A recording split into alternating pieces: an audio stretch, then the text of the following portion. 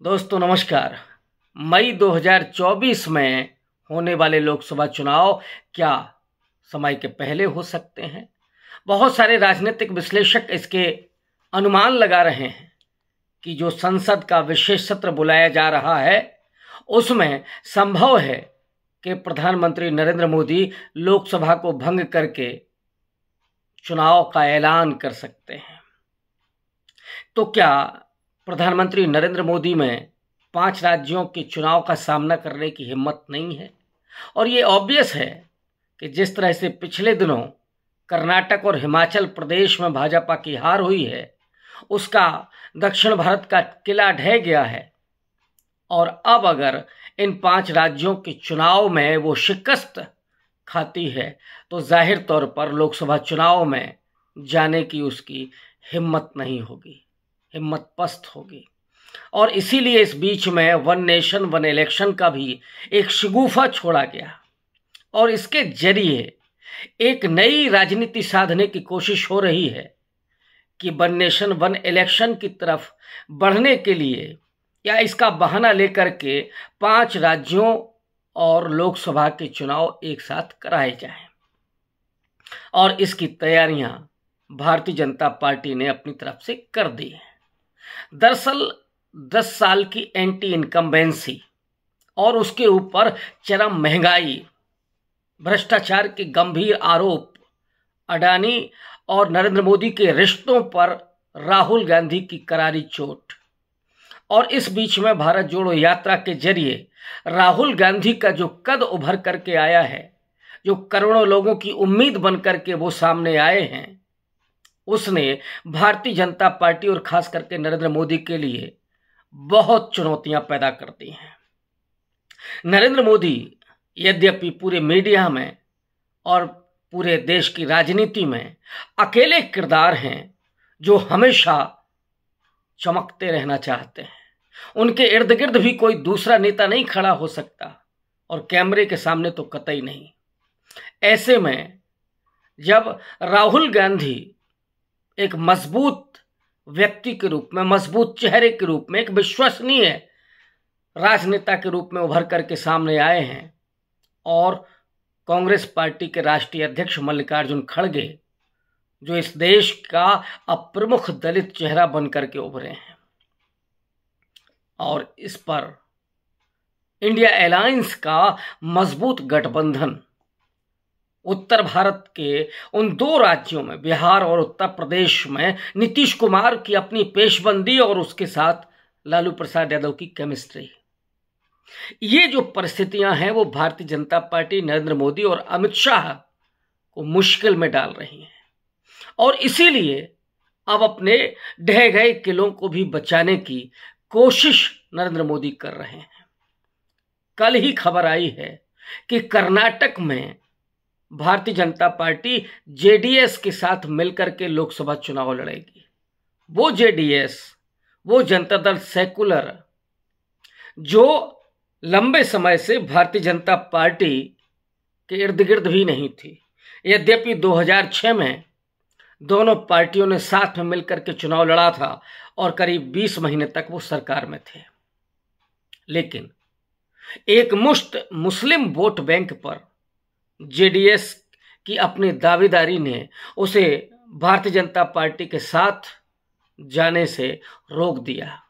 वो सेकुलर चरित्र को लेकर के आगे बढ़ती रही। लेकिन पिछले विधानसभा चुनाव यानी मई 2023 में जिस तरह से कांग्रेस पार्टी को एक बड़ी कामयाबी मिली है, 224 विधानसभा सीटों में से उसने 135 सीटें जीत करके भारतीय जनता पार्टी और जेडीएस दोनों के किलों को ध्वस्त कर दिया। जेडीएस को केवल 19 सीटें मिलती हैं और भारतीय जनता पार्टी भी अपने उम्मीद से कहीं बहुत पीछे छूट गई और तभी से ये उम्मीद की जा रही थी कि जेडीएस और बीजेपी एक साथ लोकसभा चुनाव में आ सकते हैं। पिछले 8 सितंबर को येदियुरप्पा, जो कर्नाटक के लिंगायत समुदाय के सबसे कद्दावर, सबसे वरिष्ठ और सबसे मजबूत नेता माने जाते हैं, उन्होंने ये ऐलान किया था कि जेडीएस के साथ उनका गठबंधन तय हो गया है। दरअसल कर्नाटक में लोकसभा की 28 सीटें हैं, बहुत मजबूत सीटें हैं, और इन सीटों में से बीजेपी ने ऐलान किया था कि वो 24 सीटों पर चुनाव लड़ेगी और 4 सीटों पर जेडीएस चुनाव लड़ेगी। और इसके पहले के 2019 के अगर आप लोकसभा चुनाव को देखें तो भारतीय जनता पार्टी को 54% वोट मिला था, एक बड़ी सफलता हासिल की थी। 25 सीटों पर उसे जीत मिली थी और एक निर्दलीय भी उसका अपना ही कैंडिडेट था। इन दोनों को मिला दे तो 26 सीटें भारतीय जनता पार्टी के खाते में गई थी। कांग्रेस और जेडीएस जिसने मिलकर के चुनाव लड़ा था, कांग्रेस 21 लोकसभा सीटों पर और जेडीएस 7 लोकसभा सीटों पर, लेकिन जीत केवल एक सीट पर हुई थी। बहुत कमजोर पोजीशन। लेकिन कांग्रेस ने अपने आप को रिवाइव किया और लोकल मुद्दों पर उसने चुनाव लड़ा। और येदियुरप्पा जिनकी अनदेखी की गई नरेंद्र मोदी के द्वारा, और ये नरेंद्र मोदी की अपनी कामयाबी का एक सबसे कमजोर हिस्सा है कि उन्होंने इस देश के जितने भी बीजेपी के क्षत्रप थे उनको धीरे धीरे खत्म कर दिया। और खास करके ऐसे नेता जो उनसे सीनियर हैं, उनके सामने उनको एक कॉम्प्लेक्स है। और यही वजह है कि वो चाहे येदियुरप्पा हो, चाहे वसुंधरा राजे सिंधिया हो, इन सबको उन्होंने धीरे धीरे कमजोर कर दिया, हाशिए पर धकेल दिया। मनाने की कोशिश हुई थी विधानसभा के चुनाव में, लेकिन येदियुरप्पा को चेहरा नहीं बनाया जाना उस पूरे लिंगायत समुदाय को खला और कई लीडर वो कांग्रेस पार्टी में चले गए और जो रिजल्ट आया वो कांग्रेस के पक्ष में था। येदियुरप्पा को शायद फिर से मनाया गया। हो सकता है कि नरेंद्र मोदी ने उनके सामने अपनी अधीनता स्वीकार कर ली हो, लेकिन जैसे ही वो ऐलान करते हैं 8 सितंबर को, जी.डी. कुमारस्वामी जो एच.डी. देवगौड़ा के बेटे हैं, जेडीएस के प्रमुख लीडर हैं आजकल, उन्होंने कहा कि नहीं, ऐसी कोई बात नहीं हुई है। और कल अमित शाह ने इसका वही ऐलान किया। तो एक बार फिर से येदियुरप्पा को हाशिए पर धकेला गया, उनको एक तरह से अपमानित किया गया।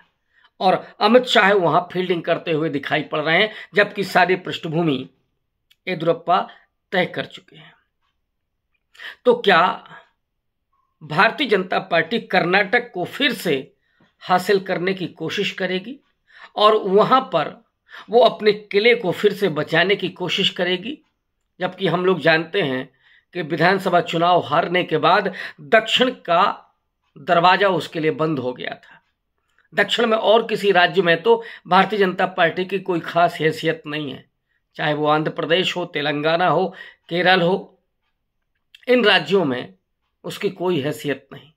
कर्नाटक के खास करके तटवर्ती इलाकों में जहां हिंदू मुस्लिम सांप्रदायिकता के लिए उसे अवसर मिल जाता है, 13% मुस्लिम वोट बैंक है कर्नाटक में, 17% दलित है, और ओबीसी ये अहिंदा गठजोड़ होता था, एक अहिंदा कॉम्बिनेशन होता था, उसका फॉर्मूला होता था कांग्रेस पार्टी का, अल्पसंख्यक, ओबीसी और दलित, इसको मिलाकर के वो चुनाव लड़ती थी।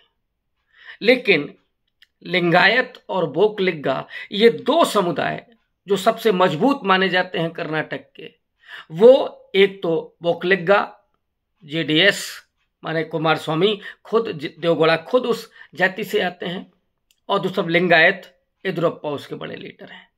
लेकिन कांग्रेस पार्टी के डिप्टी सीएम डीके शिवकुमार वो भी बोकलिग्गा लीडर हैं, और उन्होंने विधानसभा के चुनाव में इस बात को साबित किया कि वो जी.डी. कुमारस्वामी से अब बड़े लीडर इस समुदाय के हो चुके हैं। जो कैबिनेट बनी है कांग्रेस पार्टी की, उसमें वो जो रायपुर अधिवेशन में कांग्रेस ने अपना संकल्प किया था, जितनी आबादी उतना हक, या सामाजिक न्याय की राजनीति, इसका एक तरह से प्रमाण, इसका एक उन्होंने पूरा संकल्प पेश किया कर्नाटक में। जहां उनके चीफ मिनिस्टर वो कुरुबा यानी पाल समाज से आते हैं। सिद्धरामैया, उत्तर भारत में जिसे गड़रिया कहा जाता है, वो कुरुबा समाज से आते हैं। दूसरी तरफ DK शिव कुमार बोकलिग्गा हैं।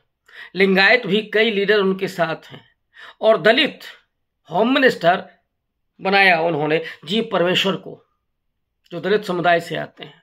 और विधानसभा अध्यक्ष UT खादर मुस्लिम समुदाय से आते हैं, उनको विधानसभा अध्यक्ष बनाया। तो जहां सिद्धरामैया पाल समाज से हैं, माने अगर हम उत्तर प्रदेश के लिहाज से देखें तो अति पिछड़ा समाज से हैं। फिर बोकलिग्गा, DK शिव कुमार, जी परमेश्वर दलित समाज से आते हैं। UT खादर मुस्लिम समाज से आते हैं।